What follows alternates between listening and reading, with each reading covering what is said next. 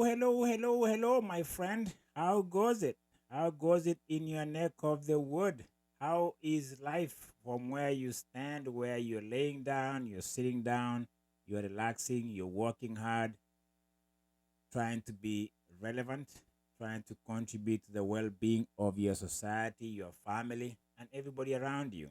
Isn't that important? I suspect it is. So, to the Christians, there's a man, there's a some people call him a hero, some people call him a philosopher, some people call him a savior, a lord, a god. He one time made this statement: a prophet is never honored or respected or welcome in his own hometown or his own neighborhood. That statement holds true in many things. It's come to you and I that we really don't honor people when they are on this side of the life cycle. Or we don't really respect people when they come to their neighborhood. It seems to be a statement that has come to proven true. That when you say this, I'm talking of Jesus, if I may use that word, that name eloquently here, that he was never welcome in his hometown. He was always seen as an outcast, a nobody. And so it is with many Kenyan athletes. Let me just go there because I've been following the lives of athletes in Kenya in particular and seeing how the country does not really honor them. I'm not talking about at the moment of gold, silver, bronze, representation, state house photo ops. I'm talking of the general work or the general output of these athletes. In my episode, I think it was 36th one, I dedicated an episode to the two Ronos. One was Peter Rono, who is a gold medalist in 1988, and Henry Rono, who broke 4 world records in 81 days while he was in Europe, from 3,000 meters steeplechase to 10,000. If you come to America, he came to America. You can follow his life somewhere by reading. He came to America in the 70s and just wrote a name for himself. Henry Rono, I'm finding out that he was born with some disability. He had an accident when he was 6 years old. He could not walk, but he got inspired by Kipchoge, Kano. He started running, joined the military in Kenya, and found some greener pastures in Washington State University here in America. It gets better for him because he became a household name. I've spoken very eloquently and in honor of his legendary work that he has done in this part of the world. I was privileged in 1998 to be part of the representatives of Nike, whom he worked for a few years, while he was being inducted in the Hall of Fame in Washington State. I was there with him on the platform. I was there with him on the podium. I was the man saluting him from behind, so to speak, like a person who is supporting him when he gave a speech. He was not in his best shape. I've shared that. And he passed away last year in January in conditions and circumstances that Kenyans really didn't care about him. And that's what I'm talking about. A prophet or an athlete is never really honored or respected in his own hometown. And Kenya is notoriously that to their athletes. So Henry Rono passed away last year. And again, he had a legacy here in America that has never been surpassed. I don't think we've had a great athlete of that caliber that could race and dominate even in the collegiate level. NCAA won the NCAA and I think one of his records of 3,000 stood for a long time. It was broken, I think, this year or last year by another Kenyan who came to Washington State. But that's beside the point. The point is Kenya, the country he hailed from, Kaptaragon, I think is the area in Nandi around Kapsabet. They never really honored him. They never really acknowledged his accomplishment. He was seen as an exile athlete. I remember when I was back in Kenya. Yes, at one point, I think in 1970s, the late Jomo Kenyatta had honored him by giving him a piece of property somewhere in Nakuru in recognizing what he had done in the global stage. But that's the last time I heard of anything that was on a state level that kind of recognized his accomplishment.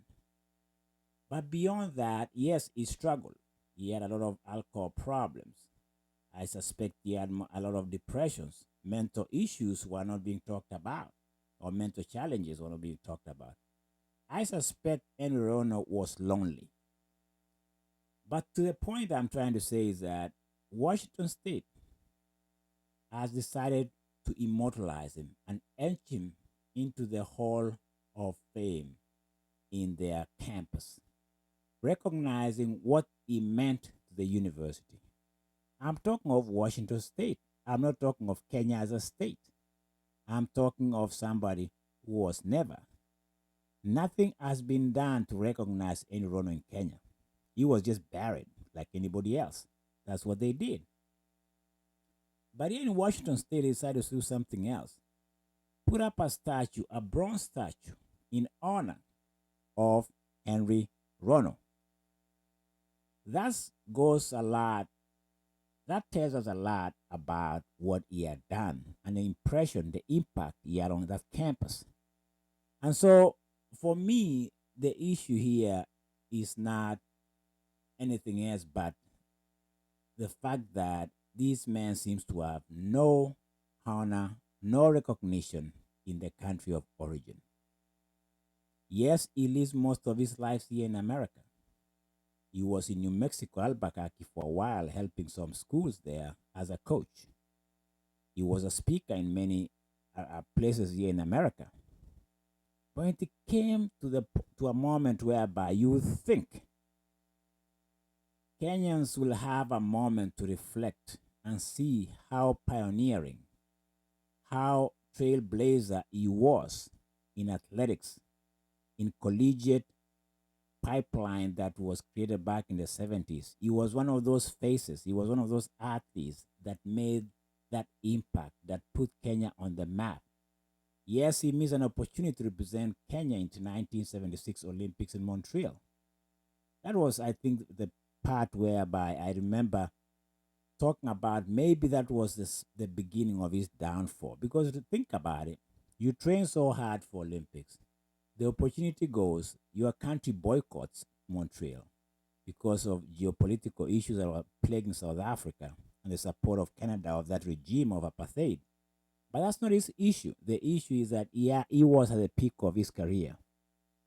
I'm just trying to understand this man a little bit and the lonely life he led, plagued by alcoholism and the disease that plagued him, and then he died miserably in Kenya.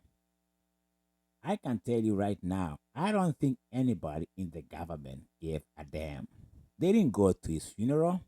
They didn't give him any state recognition. Nobody mentioned him. I don't remember so. Even the leadership in the athletic fraternity. Maybe they were feeling guilty. But for me, what I'm trying to highlight here is that Washington State University has honored a great athlete, Henry Rono, with a bronze statue that truly says this man was bigger than life. And I think he paved the way for some of us to come to America. I'm part of the pipeline. He's a trailblazer. I followed after his footsteps. I'm in America coming in the 90s. A few years after him, I met the man. I shook the hands of the man. I took him to his room and he laid in bed because he wasn't feeling very good. He had a lot to drink. I'm only telling you some sides of people that people don't know. I saw the man. The man was not what he used to be. But that's not take away from the fact that he was a great athlete that ever stepped on this side of the planet and represented not only Kenya, but most of the Kenyans followed after him. He's a legend in my book.